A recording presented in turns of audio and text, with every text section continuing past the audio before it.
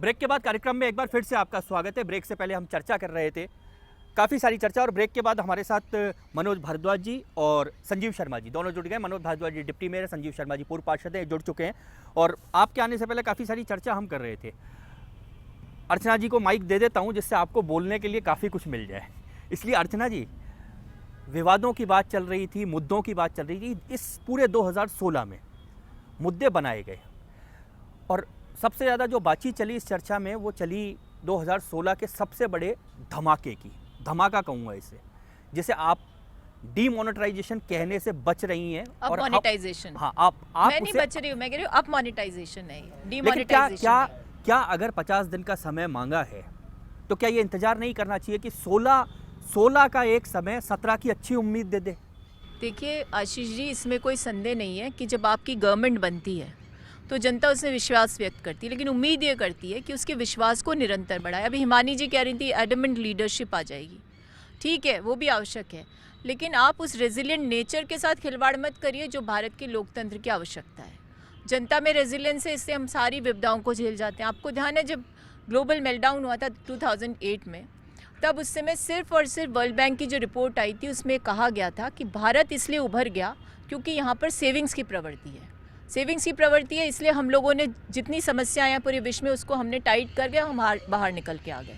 तो हम ये नहीं कहते कि निर्णायक लीडरशिप नहीं होनी चाहिए, लेकिन लीडरशिप कोई ऐसा काम ना करे जिससे आरबीआई पर से विश्वास उठ जाए, मुद्रा पर से विश्वास उठ जाए, और अपनी बात पर अडिग भी रहनी चाहिए ना। एडमेंसी का मतलब है आप अडिग रहो, यानी आपने कहा कि हम, आप हिमानी जी ने जो कहा था ना, मेरी बात सुनिए एक मिनट, निर्णायक शब्द भी इस्तेमाल हुआ था चुनाव से निर्णायक। बिल्कुल, मेरी बात पूरी होने दीजिए। आपने जिस दिन संबोधित किया 8 नवंबर को, आपने कहा काले धन के उन्मूलन के लिए, टेररिज्म में इस्तेमाल होने वाली करेंसी को समाप्त करने के लिए, और न जाने क्या भ्रष्टाचार के उन्मूलन के लिए सारा काम करने वाले हैं।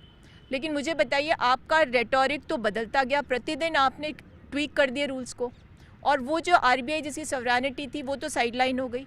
आपने षष्ठी पूर्ति की नियमों की, उसके बाद 125 के करीब सेकेंडरी नियम और बदल दिए। तो जनता में अविश्वास इसलिए, आपने कहा कि 30 दिसंबर तक आप नोट जमा करा सकते हो, उसके बाद फिर राइडर आता है, फिर बैकफुट पे आते हो। तो हम ये कहना चाहते हैं कि जनादेश का सदुपयोग होना चाहिए। सदुपयोग इस संदर्भ में होना चाहिए कि जनता का विश्वास बना रहे। आज लोग ये सोच रहे हैं 2000 का नोट भी पता नहीं कब बंद हो जाएगा, और कौन कहता है? इन्हीं के सांसद आर.के. सिंह कहते हैं बिहार की एक सभा में जाके कि भाइयों 6 महीने बाद 2000 का नोट भी बंद हो जाए। तो वो गरीब क्या करे जिसे 2000 के छुट्टे नहीं मिलते? तो उसका रास्ता क्या निकाला आपने? लेकिन कि बिग बाजार से कॉन्ट्रैक्ट कर लो। अब इसलिए रोक रहा हूँ कि मैं मनोज जी के पास आऊँगा। मनोज जी, 50 दिन का समय, राष्ट्रभक्ति, देशभक्ति, अभी हम काफ़ी सारी बात आपके आने से पहले कर चुके कि राष्ट्रभक्ति भी देश की अलग हो गई।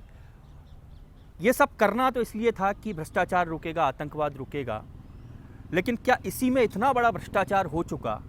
बैंकों के रोज़ मामले आ रहे हैं, सामने आ रहे हैं। हो सकता है कि शायद उम्मीद अच्छी हो, लेकिन नतीजे के लिए अभी ज़्यादा इंतज़ार करना पड़ेगा।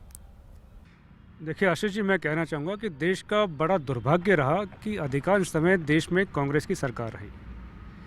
पिछले 10 साल लगातार एक कमज़ोर प्रधानमंत्री के नेतृत्व में जोड़ तोड़ करके, कभी राहुल गांधी के नाम पे, कभी मैडम वाड्रा के नाम पर देश को चलाया गया। सोनिया जी पीछे से इसको सरकार को मॉनिटरिंग करती रही। तो ऐसे शासनकाल के बाद में जब एक सशक्त प्रधानमंत्री देश में अगर काला धन समाप्त करने के लिए आया, करप्शन को ख़त्म करने के लिए आया है, देश की रक्षा के लिए प्लानिंग बनाने के लिए आया है और आम जनता के लिए काम करने के लिए आया, तो इनको आज तकलीफ किस बात की हो रही है?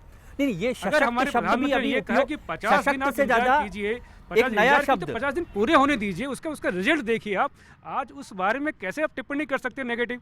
कैसे आपको पता कि ये सब कुछ फेल होने वाला है, ये आम जनता परेशान है? मैं आपको कहना चाहूँगा कि इसके बाद में 2 स्टेट के अंदर निगम के इलेक्शन हुए हैं, महाराष्ट्र के अंदर इलेक्शन हुए, पंजाब में इलेक्शन हुए, पूर्ण बहुमत के साथ में भारतीय जनता पार्टी वहाँ आई है। तो वो आम जनता का फैसला है। आपके कहने से कोई आम जनता का जो एक दर्पण है, जो उसकी एक सोच है, वो आपके कहने से बदल नहीं सकती है। हम पिछले 10 साल में बहुत कुछ भुगत चुके हैं, आज हम भुगतने की स्थिति में नहीं है। आज हम चाहते हैं कि देश एक स्वाभिमानी के रूप में पूरे विश्व के सामने जाए, और ये नतीजा आपके सामने है कि आज पूरे विश्व के अंदर भारत की पहचान बनी है। भारत की एक जो संप्रभुता है, यह भारत की एक पहचान बड़ी स्ट्रॉन्ग रूप में सामने आई है। चलिए 1 मिनट रोक के हिमानी जी आपके पास आऊँगा। ये क्या आम आदमी, हिमानी जी, आम आदमी, जब हम 8 से लेकर और बाद तक टीवी देखते थे, आम आदमी बड़ा खुश था। उसे लग रहा था कि ये पूरा काला धन निकल जाएगा और अब अब वो आम आदमी वो अच्छे दिन देख पाएगा?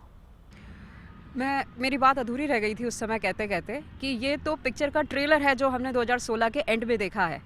असली पिक्चर अब बाकी है 2017 के शुरुआती महीने जो हैं जुलाई तक के, वो पॉलिटिकली इतने जिसको आपकी भाषा में अगर कहूँ तो बहुत ड्रामेटिक हो सकते हैं, बहुत रिवोल्यूशनरी मतलब हो सकते बाहुबली हैं। का सेकंड पार्ट और ये असली पिक्चर दोनों साथ आएंगे। वो अभी ये ट्रेलर था जो एंड ऑफ द मंथ हमने देखा है।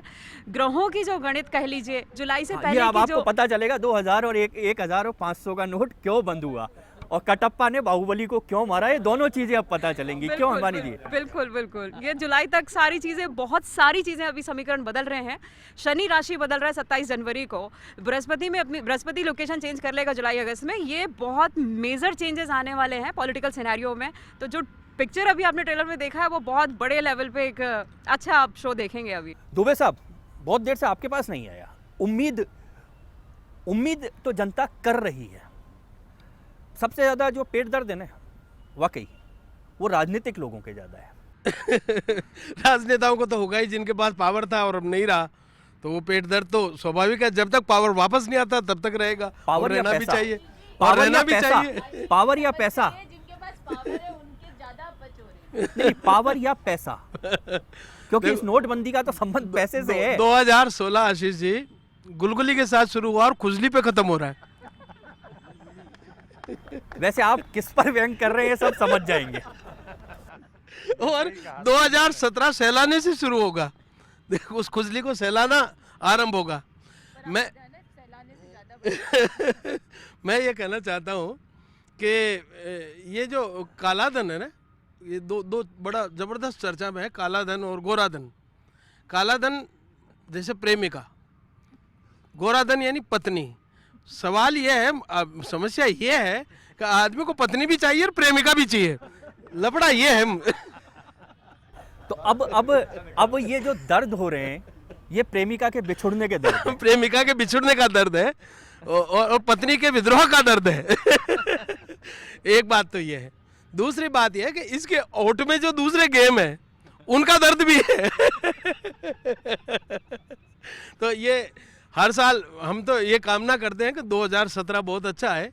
जो जख्म लगे हैं, जो नोटबंदी से परेशानी उसको तो है ही जिसके पास नोट है, परेशानी उसको भी जिसके पास नोट है ही नहीं, लेकिन वो भी रोज अखबार पढ़ता है। चलिए वो उसको बेचारे को वैसे दर्द होता है। पीछे चलता हूँ फिर हाँ कुछ कह रहे हैं जी। 2016 जैसे चालू हुआ था, बहुत सारी उम्मीदों के साथ में चालू हुआ था। कुछ एक चीज़ें नहीं हुई। मैं बिल्कुल मानता हूँ देश में हिटलर टाइप का शासन अभी चल रहा है। एग्जैक्टली जो कहते हैं जैसे हिटलर ने राज करा था देश में, उसी तरह का राज चल रहा है। लेकिन हमारे देश में सबसे बड़ी एक कमी क्या है, कोई भी चीज़ होती है तो उस पॉलिसी को हर आदमी फेल करना चाहता है और एक दूसरे पर दोषारोपण करना चाहता है। यूथ इस चीज़ को बिल्कुल नहीं चाहता। यूथ 100% इस चीज़ के अगेंस्ट में है। यूथ चाहता है किसी भी तरह का राजनीतिक आए, डिसीजन आए, चाहे वो बीजेपी का हो चाहे कांग्रेस का हो। मैं किसी पार्टी का प्रवक्ता नहीं हूँ, एक यूथ हूँ, एक देश का नागरिक हूँ। चाहे आप मुझे राष्ट्रभक्त कह लो चाहे देशद्रोही कह लो, मुझे इस चीज़ से कोई फर्क नहीं पड़ता। लेकिन जो राष्ट्रभक्त और देशभक्त की भी परिभाषाएं थोड़ी देर पहले दी जा परिभाषाओं रही से थी। कोई मतलब नहीं है। मेरे मन में कितना मेरे देश के प्रति समर्पण है, मैं मेरे देश के लिए क्या कर सकता हूँ, मैं देश में जो समस्या देखूँ उसके लिए मैं क्या कर सकता हूँ, मैं उस चीज़ों को राष्ट्रभक्ति मानता हूँ। बाकी किसी के क्या ओपिनियन है मेरे को उस चीज़ से कोई मतलब नहीं है। जी इधर देखिए, उपमहापौर साहब ने बात कही कि कांग्रेस ने दुर्भाग्य रहा, कांग्रेस का अब तक जो शासन रहा। देखिए, और पूरे देश की बात नहीं करूँ, जयपुर शहर में जितने भी शिलान्यास के पट्ट लगे हुए हैं वो कांग्रेस के ही राज के हैं। मतलब विकास तो हुआ ही है ना। तो बात ये कि लोग खुद के फोड़े छुपाने के लिए दूसरों के कैंसर बता रहे हैं, तो ये चीज़ कहाँ का न्याय है? जो चीज़ उसको स्वीकार तो करना चाहिए ना भैया।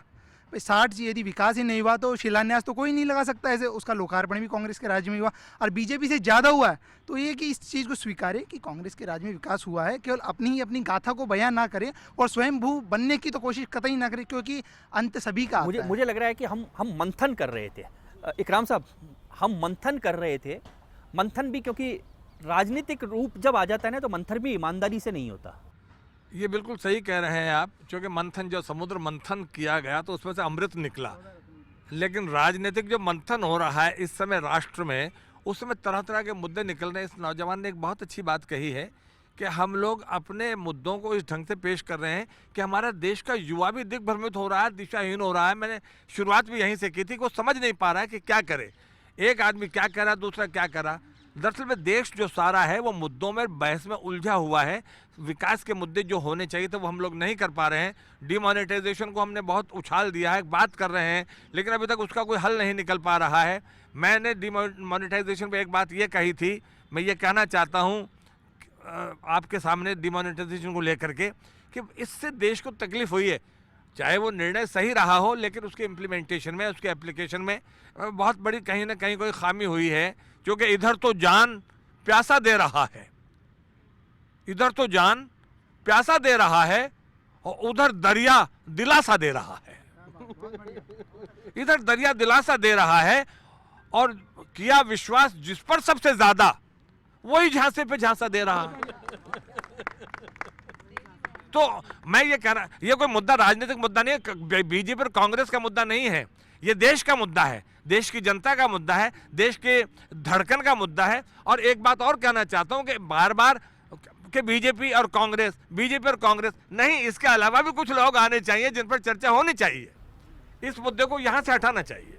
चलिए एक बार संजीव जी, हम चर्चा बहुत पहले, अभी इकराम साहब ने भी कहा बहुत कुछ मंथन चल रहा था 2016 में जो इस देश का यूथ था, हमने पहले भी चर्चा की, उसका मन बहुत परिवर्तनकारी था, उसके मन में बहुत कुछ चल रहा था। यानी अगर हो रहा है तो रिएक्शन है, नहीं हो रहा तो रिएक्शन है। ये रिएक्शन क्या सरकारें दूर कर सकती हैं? क्या सरकारों के भरोसे ये जो यूथ है, ये जो करना चाहता है, ये क्या किया जा सकता है? और किया जा सकता है तो क्या सरकार तैयार है? क्या राजनीतिक दल तैयार हैं? सरकार जो अपने कदम उठा रही है, सरकारों के द्वारा ही ये दूर किया जा सकता है। और सरकार जो कदम उठा रही हैं वो यूथ को देखते ही उठा रही हैं। मोदी जी के साथ में सबसे ज़्यादा यूथ ही सहयोगी था, और आज ये जो नोटबंदी हुई है इसमें भी यूथ ने उनका सहयोग करा है। जहाँ पे भी मैंने सारे टीवी चैनलों पे देखा, शुरू में जब भी वो गए कि आपको क्या परेशानी है, बोले परेशानी तो है पर हम मोदी के साथ हैं। तो यूथ की आवाज़ थी, और यूथ जानता है जब मोदी जी जैसा शासक इस देश में शासन करेगा तो ही यूथ की सारी संभावनाएं पूरी होंगी। आपने जो सवाल कहा उस सवाल के साथ एक सवाल और खड़ा होता है कि राजनीतिक विश्वास, क्या इस देश में अब राजनीतिक विश्वास जमने लगा है, या एक दौर है जो ये तय करेगा कि हाँ अब राजनीतिक विश्वास जमेगा? मनोज जी, क्योंकि देखिए मैं पार्टी पॉलिटिक्स, मोदी जी, राहुल जी सबको छोड़कर यहाँ अब बहुत जल्दी विश्वास को जो करता है ना, जो वोट देता है, देखिए वो मैं आपको कसौटी लगा देता है। आपको इस बात पर 2 प्रमाण देना चाहूँगा। हमारे प्रधानमंत्री जी ने 2 अक्टूबर सन 2014 को स्वच्छ भारत अभियान चलाया, क्योंकि देश का अधिकांश जो आज जनसंख्या है वो यूथ की है, युवा की है। पूरे देश में युवा साथ जुड़ा, और निश्चित रूप से एक इतना बड़ा मुद्दा है। आज हमारे जो बच्चे हैं, हमारा यूथ है, इसने पूरे देश में काफ़ी काम किया है, काफ़ी अवेयरनेस फैलाई है इसने, और आज भी वो इस काम में लग रहा है। यानी कि निश्चित रूप से युवा हमारे प्रधानमंत्री से बहुत प्रेरित है, और उनके इस मिशन को सफल करने में वो लागू है। दूसरा मैं आपको कहना चाहूँगा कि जो अभी ये नोटबंदी वाला जो आप कह रहे हैं, अभी जो समय सीमा हमारे चल रहा है, अभी जो माहौल चल रहा है इसमें, अभी इसमें सबसे अधिक यूथ जो है आज सहयोग कर रहा है। रोज़ हमारे यूथ से हमारी बात होती है, हमारे युवाओं से हमारी बात होती है। वो कहते हैं कि जब हम मकान बनाते हैं तो तकलीफ़ होती है, पर मकान बनने के बाद में हमको आराम मिलता है। आज देश रीबिल्ड हो रहा है, देश को हम दोबारा बना रहे हैं, देश से हम काले धन को खत्म कर रहे हैं, करप्शन को हम खत्म कर रहे हैं। तो निश्चित रूप से कुछ तकलीफ तो होगी हमें, तो तकलीफ होने के बाद में जो सुख मिलने वाला हमें, उसका हम लोग इंतजार कर रहे हैं। तो निश्चित रूप से युवा हमारे साथ में, क्योंकि देश की आज रीढ़ की हड्डी है, जो आगे आने वाला हमारा भविष्य है, जो हमारे देश का आगे लेकर जाने वाला हमारा जो भविष्य है, वो आज हमारे साथ में है, हमारे प्रधानमंत्री के साथ में। तो निश्चित रूप से हमारे देश के प्रधानमंत्री, हमारे देश की जो हमारी सरकार की नीतियां जो है, निश्चित रूप से युवा उसके साथ में। आप तकलीफ और विश्वास की जो बात कर रहे हैं ना मनोज जी, उसमें समय नहीं है। अब चुनाव की तिथियां आ जाएंगी तो वो विश्वास और वो जो होना है 5 स्टेटों में, अभी देश में 2 स्टेट में निगम के इलेक्शन हुए हैं, जो कि जो बिल्कुल निचले स्तर का जो एक चुनाव होता है वो चुनाव है, उसमें आम जनता ने स्पष्ट दिया है। निश्चित रूप से आप देखिए कि आज पंजाब में इलेक्शन हुआ, महाराष्ट्र में इलेक्शन हुआ, हमें पूर्ण बहुमत, कई गुना अधिक सीटें भी मिली है। तो इसका प्रमाण है। अच्छा मैं कहता हूँ 17 में इतनी बड़ी उम्मीद तो लेके जानी चाहिए। पीछे से कुछ मैडम कह रही है, उनके पास चलता हूँ। हम शिष्टाचार भ्रष्टाचार की बहुत बातें करते हैं, तो मुझे ये लगता है कि ये जो शिष्टाचार भ्रष्टाचार की बातें हैं ये ऊपर के लेवल से ही शुरू होती हैं।